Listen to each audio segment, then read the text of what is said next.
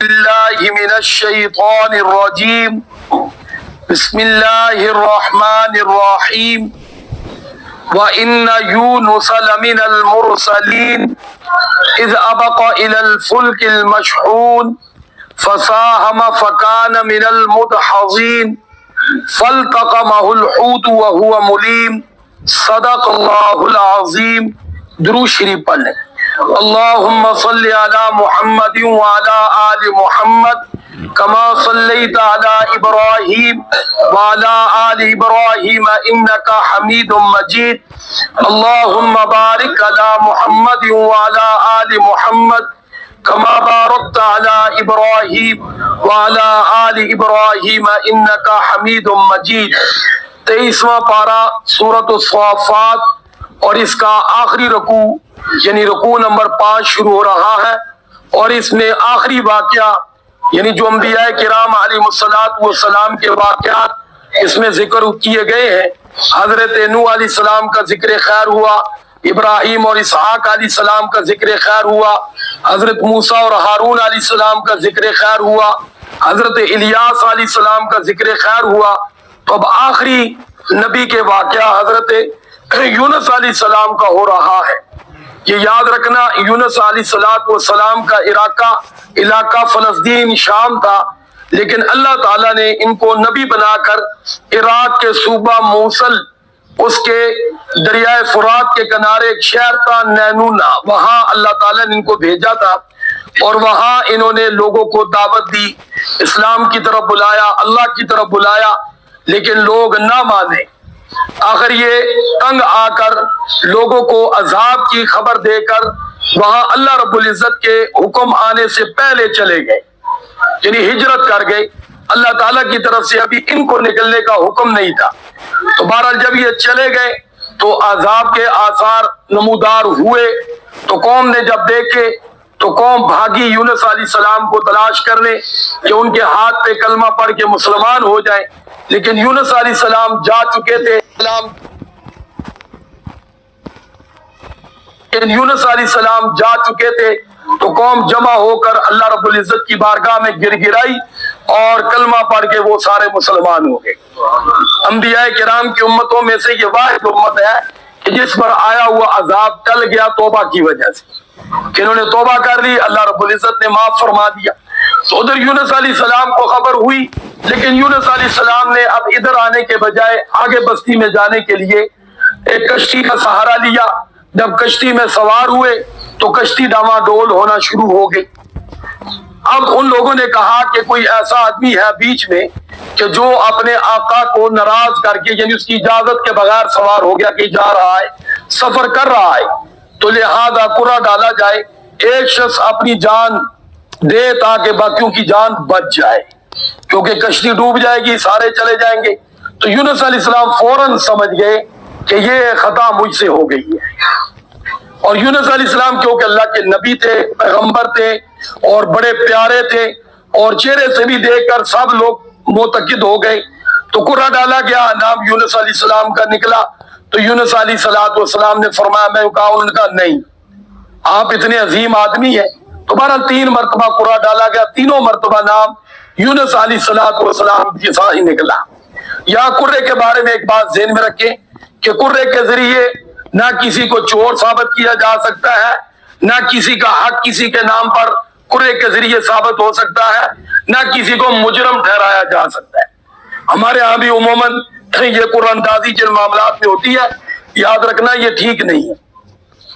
قرعہ ان چیزوں میں ہوتا ہے کہ جن چیزوں کے اندر انسان کو 2-3 چیزیں ہیں، جائز کام ہے، میں ان میں سے کون سا کام کروں، جبکہ اس کو اس میں اختیار ہوتا ہے، جون سا مرضی کر لے، اس میں قرعہ ڈالا جا سکتا ہے۔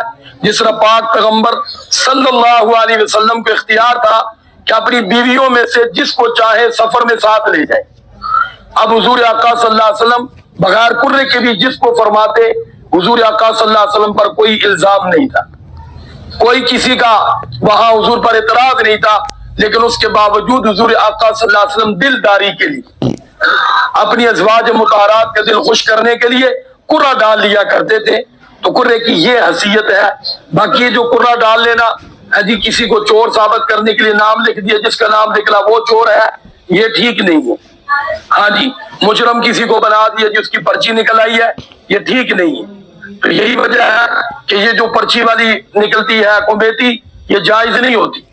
ہاں 1 مہینے بولی، 1 مہینے کیا ہے پرچی، اب پرچی والا پوری لے جاتا ہے، بولی والا آدھے پہ رہتا ہے، تو یہ سود کا گناہ ہے۔ اس لیے خاص طور پہ اس معاملے میں بھی کوئی کسی پرچی والے سلسلے میں ہو تو علماء سے مزید پوچھ لینا چاہیے۔ تو اللہ رب العزت نے بہرحال یونس علیہ السلام کے بارے میں فرمایا وَإِنَّ يُونُسَ لَمِنَ الْمُرْسَلِينَ، کہ یونس علیہ السلام بھی رسولوں میں سے تھی، اللہ کے پیغمبر تھے۔ فرمایا اِذْ أَبَقَ إِلَى الْفُلْكِ الْمَشْحُونِ، جب وہ بھاگے، یہاں بھاگنے سے مراد کیا، بستی کو چھوڑ دیا، بستی سے نکل گئے، إِلَى الْفُلْكِ الْمَشْحُونِ، ایک بھری ہوئی کشتی کی طرف، یعنی کیونکہ راستے میں دریا تھا، اس کو عبور کرنے کے لیے کشتی کا سفر تھا، اس لیے یونس علیہ السلام وہاں پہنچے اور کشتی میں کیا ہو گئے، سوار ہو گئے۔ تو یہاں بھی یہ ذہن میں رکھے جو قرآن ڈالا گیا تھا وہ بھی لوگوں کی دلداری کے لیے ڈالا گیا تھا، ورنہ وہاں تو ظاہری بات ہے اخلاقاً ہر ایک کو چاہیے تھا کہ اپنی جان دے دیتا، دوسروں کی جان کیا ہو جاتی، بچ جاتی۔ تو یہاں بھی یونس علیہ السلام پہلے ہی تیار ہو گئے تاکہ میں اپنی جان دے دوں، باقیوں کی جان کیا ہو جائے، بچ جائے۔ لیکن یہاں جان دینے کا مراد بھی خودکشی والا معاملہ نہیں ہے، بلکہ ترقی کا معاملہ تھا کہ میں نکل کے آگے تیر کے بعد دوسرے کنارے پہ چلا جاؤں گا۔ تو اس لیے یونس علیہ السلام نے چھلانگ لگا دی۔ اب اللہ رب العزت کی ذات فرماتے ہیں کہ فسام فکان من المدحضین، بہرحال قرآ ڈالا گیا، فکان من المدحضین، اور یونس علیہ السلام خطاوار ٹھہرائے گئے کہ یونس علیہ السلام کی خطا ہے۔ یا انبیاء کرام کے بارے میں ایک عقیدہ درست رکھ لیں کہ انبیاء کرام علیہ السلام سے گناہ سرزد نہیں ہوتا۔ یہ جو ہے یہ گناہ نہیں ہے، یہ کوئی جرم نہیں ہے، بلکہ یہ اجتہادی مطلب ایک فیصلے کی بات ہے کہ اللہ رب العزت کی طرف سے ابھی حکم آنا تھا کہ وہ اس سے پہلے ہی نکل گئے۔ انبیاء کرام علیہ السلام معصوم ہوتے۔ اللہ رب العزت نے یوسف علیہ السلام کے بارے میں زلیخا کے واقعے میں فرمایا کہ ہم نے ان کو برائی وغیرہ سے بچایا کیونکہ وہ ہمارے نیک بندوں میں سے۔ تو انبیاء کرام علیہ السلام اللہ تعالیٰ کے نیک بندوں میں سے ہوتے ہیں، گناہ ان کے قریب بھی نہیں جا سکتا۔ جس انبیاء کرام کے بارے میں ہے گناہ کو حکم ہے کہ نبیوں کے قریب نہیں جانا، اور امتوں کو حکم ہے کہ گناہ کے قریب نہیں جانا۔ تو انبیاء کرام علیہ السلام معصوم ہوتے ہیں، کیا ہوتے ہیں بولو؟ لیکن یہ چھوٹی سی خطا بھی بعض دفعہ اللہ تعالیٰ کی طرف سے پکڑ کا ذریعہ بن جاتا ہے، اور وہ بھی حضرت مولانا شیطانی رحمۃ اللہ فرمایا یہ جسمانی تکلیف ہوتی ہے، ان کے ہاں یہ روحانی تکلیف نہیں ہوتی۔ حضرت موسیٰ علیہ السلام کے بارے میں رب انی ظلمت نفسی فاغفر لی فغفر لہ، ان کے بارے میں ہے لا الہ الا انت سبحانک انی کنت من الظالمین۔ حضرت آدم علیہ السلام کے بارے میں ہے ربنا ظلمنا انفسنا وان لم تغفر لنا وترحمنا لنکونن من الخاسرین۔ تو یہاں یہ من الخاسرین، تو یہاں یہ جو ظالم کا لفظ، ظلم کا لفظ آیا ہے، اس سے وہ ظلم مراد نہیں ہے جو میرے اور آپ کے ساتھ معاملہ ہوتا ہے، یہاں وہی بات آتی ہے خطا۔ تو بہرحال اللہ رب العزت فرماتے ہیں فَالْتَقَمَهُ الْحُوتُ، انہوں نے جب چھلانگ لگائی تو مچھلی نے ان کو اپنے اندر نگل لیا۔ فرمایا کہ وَهُوَ مُلِيمٌ، کیونکہ وہ الزام کیے ہوئے تھے، یعنی ان پر الزام کیے ہوئے تھے، الزام کیے ہوئے تھے، یعنی ان پر یہی تھا کہ یہی مجرم ہے، جبکہ ان کا کوئی جرم نہیں تھا۔ تو اللہ رب العزت نے اس واقعے میں حضرت یونس علیہ السلام کا ذکر خیر کر کے مجھے اور آپ کو، اس امت کو آگاہ فرما دیا کہ اللہ رب العزت کے یہ بھیجے ہوئے پیغمبر رسول ہر حال میں اللہ رب العزت کی طرف لوگوں کو بلاتے تھے، لیکن لوگوں کی طرف سے بڑی بڑی تکلیفیں انہوں نے برداشت کی، لیکن اللہ رب العزت کا پیغام آخری دم تک اللہ کے بندوں تک پہنچاتے رہے۔ اور جبکہ اب میں اور آپ آخری امت میں ہیں، اس لیے اب میری اور آپ کی بھی ذمہ داری ہے کہ اپنی بھی اور اپنے گھر والوں کی قرب و جوار ہر ایک کی خیر خواہی کی جائے۔ جس طرح یہ رمضان المبارک کا مہینہ بھی خیر خواہی کا مہینہ ہے، ہمدردی کا مہینہ ہے، غمخواری کا مہینہ ہے، اور یہی نبیوں کا پیغام تھا اور یہی نبیوں کی دعوت تھی، ایک دوسرے کے ساتھ ہمدردی کی جائے، ایک دوسرے کے ساتھ خیرخواہی کی جائے۔ فرمایا رمضان صبر کا مہینہ ہے، یعنی جو گناہ کے تقاضے پیدا ہوتے ہیں ان کو دبایا جائے، اس پر جو تکلیف ہوتی ہے اس تکلیف پر صبر کیا جائے اور نیکی کے راستے پہ چلا جائے۔ نیکی کرتے ہوئے جو مشقت ہوتی ہے اس کو صبر کے ساتھ برداشت کیا جائے۔ تو اللہ رب العزت کا شکر ہے کہ اللہ رب العزت نے مجھے اور آپ کو یہ مہینہ نصیب فرمایا، اور یہ بھی اللہ کا شکر ہے کہ ہم قرآن کو پڑھ رہے ہیں، سن رہے ہیں۔ قیامت والے دن ان انبیاء کرام علیہ السلام کے بارے میں میرے اور آپ سے پوچھا جائے گا، کیا انہوں نے اللہ کا پیغام اللہ کے بندوں تک پہنچایا تھا؟ کیونکہ اس امت سے یہ پوچھا جائے گا۔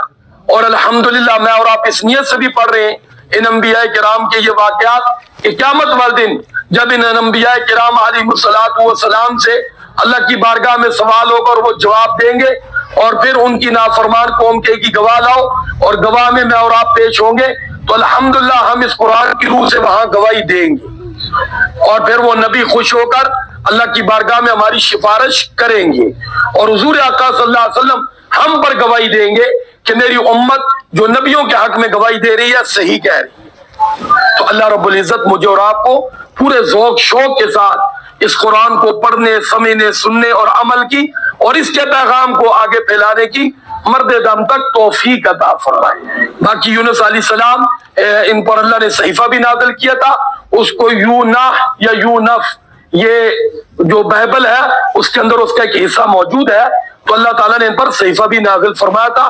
باقی آگے مزید ان کا آگے ذکر خیر چل رہا ہے، تو اس کے بعد آگے کیا ہوا بس آج کی آیات یہاں تک ہی ہے، اور یہ آیات نمبر 39 سے لے کر 42 تک تلاوت کی گئی ہیں۔